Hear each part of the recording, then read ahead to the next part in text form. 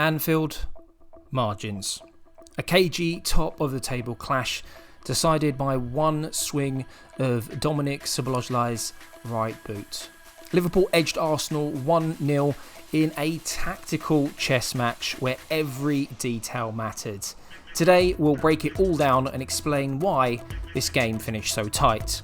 Arne Slot lined up Liverpool in a 4-2-3-1 with Szoboszlai surprisingly at right back, Gyokeres on the left, Van Dijk and Konate at centre back like usual.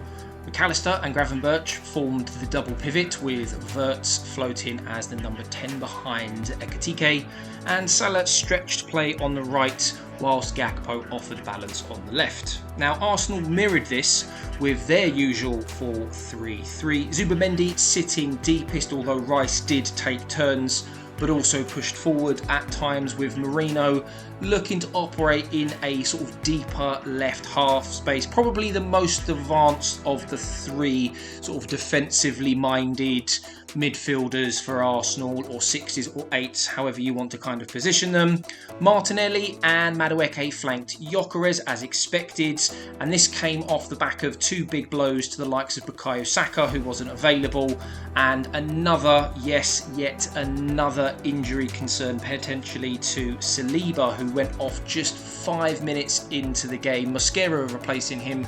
All in all, he did really well for what was essentially a full 90 minutes for him away from home at Anfield. Top performance, all things considered. Out of possession, Liverpool pressed in a 4-4-2, so similarly to the way that Arsenal defend when out of possession as well, with Wirtz stepping up alongside Ekitike. The trap was on Arsenal's right, Salah and Wirtz shutting down lanes into Zubimendi, who has become somewhat of an orchestra at the base of our sort of defence when sort of starting moves, if you will. Now with the ball, Slot's twist was Szoboszlai at right back stepping inside effectively as that extra man in midfield in circulation, something that we've become used to in the Premier League from top sides. Arsenal do it with the stepping in normally of Myles, Lewis-Skelly from left back. Man City do it, most of the top sides do it, so it is something that we're used to seeing, and this did help Gyokeres on the other side hold some width on the opposite flank. Now Arsenal's build-up was more of a 2-3 in the sense of Zubimendi sitting central, Rice slightly higher as the connector, and Merino working in that left half space as mentioned, because we didn't have that natural number 10 in the likes of, say, Nwaneri or Odegaard, or even now Eze as an example. But without Saka's directness, Madueke had to carry the right side alone, and he did it really well for a good hour in my opinion. He had lots of direct runs at Gyokeres, asked a lot of questions, especially in that first half, gave him a real hard time, but often ran into Gyokeres' recovery speed. Gyokeres did match him at times and done really well in my opinion. The first half was tight and very tactical. Arsenal looked comfortable at first in building, but couldn't quite turn that territory and possession into any danger. Liverpool's best openings came through Wirtz, finding pockets behind Rice, forcing Gabriel and Timber to step out. Certainly one of his better games since joining Liverpool. But Arsenal's line stayed compact, and the numbers confirm the stalemate. Liverpool with 9 shots, Arsenal with 10. But Liverpool did have more on target with 3 compared to Arsenal's 1. Possession practically evenly split. Liverpool 53%, Arsenal 47%. Not really much between them on that front. Even on corners, Arsenal had 8, Liverpool just the 2, but no real clear chances from any of them. The second half is where those fine margins began to swing. On the 60th minute, Wirtz burst through, had a shot, Raya saved, Ekitike tapped in, but unfortunately for him, he was offside in the build-up. Correct call from the linesman as well as the check from VAR, and this for me is where things began to change. Even though the goal was disallowed, it gave them the confidence. Anfield was roaring, and we did see a burst of possession and attacks from Liverpool from this moment. onwards, and this really did help slot adjust, bringing the likes of Curtis Jones on for McAllister to add energy and press to those second balls. Later, Joe Gomez, unfortunately for Liverpool, had to come on and replace the injured Konate. This didn't come without Arteta responding though. Odegaard and Eze coming on in the 70th minute, searching for control and creativity, I suppose reacting to the fact that Liverpool was starting to get more control of the game. But in my opinion, this came far, far too late. It should have happened maybe 10 to 15 minutes earlier, whilst Arsenal not necessarily had complete control of the game, but Liverpool weren't on top. We didn't capitalise when we had the opportunity to do so. Madueke kept pushing at Gyokeres on the right hand side, but ultimately Liverpool structure stayed really, really disciplined.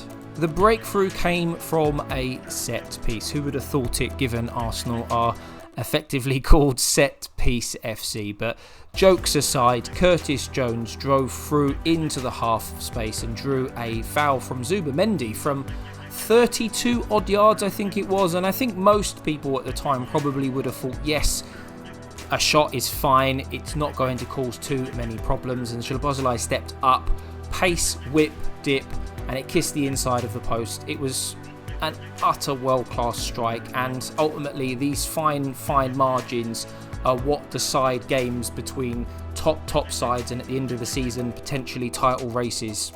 The data tells us why it was so tight. Expected goals 0.32 for Liverpool and just 0.52 for Arsenal. Very, very small margins indeed. And despite Arsenal's 8 corners to Liverpool's 2, the home side defended set pieces superbly.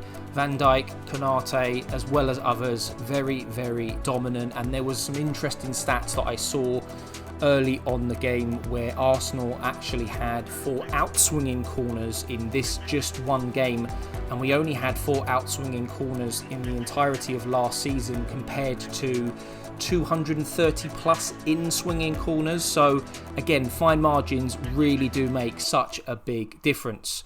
Now, looking at the pass networks, it shows Liverpool progressing mostly down their left side when they did have possession. Great relationship between sort of Gyokeres and Gakpo being that sort of main link. We did see Salah throughout the game, but it was in very sort of small bursts, and it came predominantly in that second half when Liverpool did dominate that period of around sort of 25 to 30 minutes. Arsenal's best connections came through the likes of Rice and Calafiori, as well as Timber and Madueke.